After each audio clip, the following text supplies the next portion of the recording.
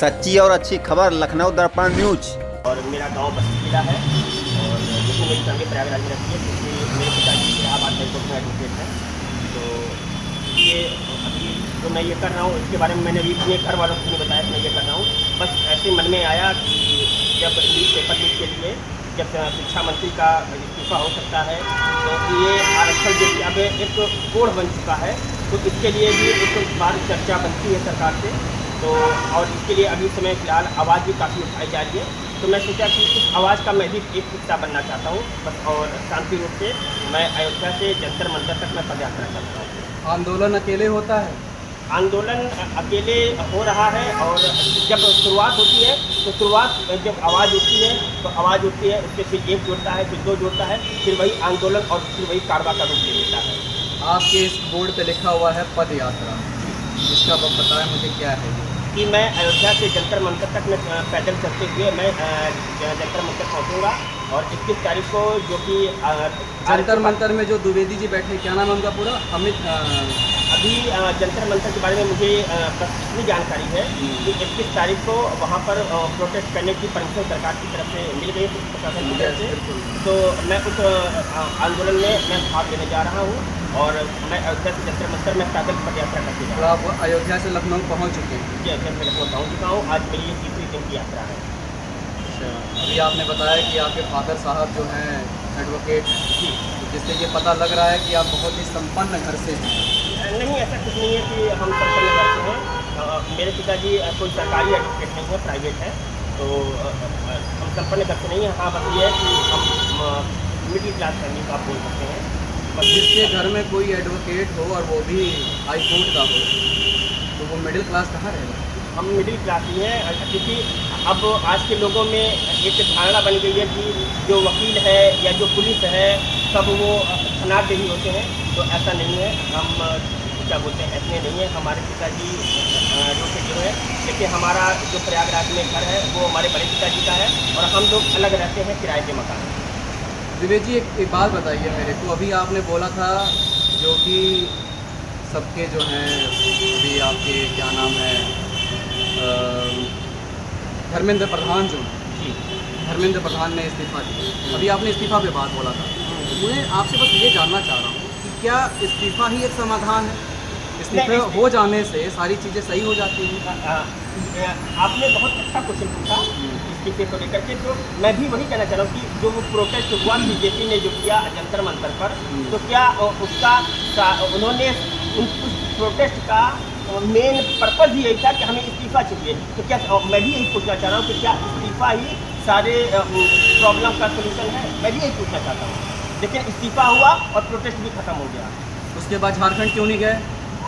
ये क्वेश्चन तो आपको उनसे पूछना चाहिए। वही मैं कह रहा हूँ, झारखंड क्यों नहीं गए? झारखंड क्यों क्योंकि नहीं मैं गए? आपसे ये सवाल नहीं पूछ सकता हूँ क्योंकि आप तो अलग ही लेके चल रहे हैं। आरक्षण हटाओ आंदोलन है। मैं भी वो जानती। अब तुमने इतना बड़ा प्रोटेस्ट किया, लेकिन और प्रोटेस्ट का रीज़न क्या है कि हमें इस्तीफा चाहिए। हो गया इस्तीफा? हो गया इस्तीफा हो गया, वो खुश हो गए। लेकिन इसका कुछ सोल्यूशन निकला नहीं निकला। वो बेकार में वो इतने दिन लोगों को परेशान हुए। लाठी भी जो मेन बंदा था वो तो बस आज पार्टी भी किया। तो सबने उसकी फ़ोटो देखी भी है कि 5 स्टार होटलों में पार्टी चल रही है, लेकिन जो 5 स्टार होटल में पार्टी किए एक बार भी कर्नाटक नहीं गए। और जबकि प्रोटेस्ट कैसे किया जाता है इसके हमको इस चीज़ की सिर्फ कर्नाटक वालों से चाहिए। इतना बढ़िया प्रोटेस्ट, मैं उस प्रोटेस्ट को फुल्ली तरीके से मैं सपोर्ट करता हूँ। ना आप पंजाब गए, ना आप झारखंड गए, है ना? हाँ। ना आप कर्नाटक गए, कहीं नहीं गए। ना आप हरियाणा गए। क्योंकि जो फंडिंग मिली थी, जो पैसा मिला था सिर्फ इस प्रोटेस्ट के लिए मिला था। आगे की प्रोटेस्ट के लिए पैसा और फंडिंग अभी मिली नहीं है। अगर आगे मिलती है तो आगे की तरफ वो कार्रवाई करेंगे। महोदय जी, आरक्षण क्या है? आरक्षण तो मतलब जैसे ये एक कोण हम आरक्षण को अगर छोटे शब्दों में कहा जाए, जो 30 नंबर ला रहा है वो सेलेक्ट हो रहा है, 70 नंबर वाला सब्जी बेच रहा है। तो बस ये नहीं चाहिए।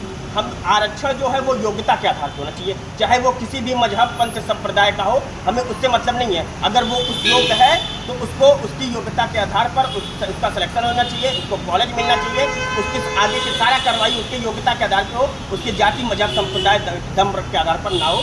बस हम इतना चाहते हैं। महोदय जी 10% जो है हाई कास्ट द्विवेदी आप हैं, आपको तो भी मिला है 10% आरक्षण, आप क्या उसको छोड़ देते हैं? आरक्षण चाहिए ही नहीं, हमें योग्यता के आधार पर सारा सिस्टम चाहिए। आरक्षण चाहिए ही नहीं, योग्यता के जो जिस योग्य हो उस योग्य उसको उसका फल मिले। क्या गरीबों को योग्यता मिल पाती है?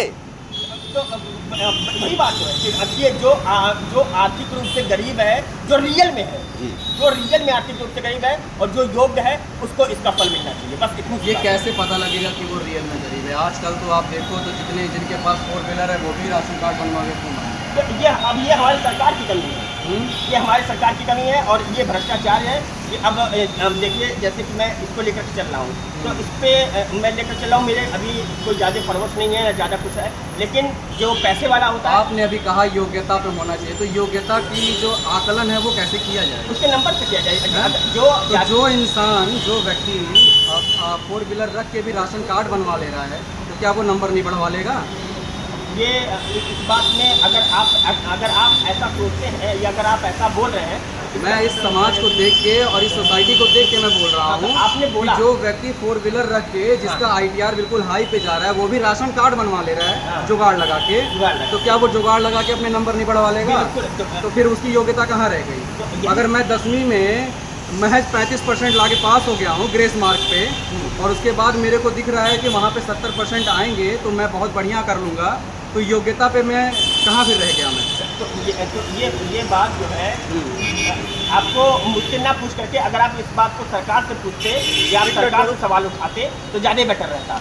हम तो चूँकि अब हम सरकार में तो है नहीं, तो मैं अपनी बात रख सकता हूँ। महोदय जी सरकार आपने बनाया है और सरकार का आप अवहेलना कर रहे हैं। हम किसी सरकार की अवहेलना नहीं कर रहे, हम इतना कह रहे हैं जैसे कि अभी कुछ दिन पहले राजनाथ सिंह ने बोला था कि कोई माई का लाल जो है वो आरक्षण को नहीं हटा सकता। तो मैं इस पर और अब ये बात अमित शाह जी ने भी बोली थी जो कि हमारे गृह मंत्री हैं, मैं इस पर भी ये बात बोलना चाहता हूँ कि राजनाथ सिंह के 2 बेटे हैं, एक विधायक है, एक अध्यक्ष है, उनको आरक्षण की जरूरत नहीं।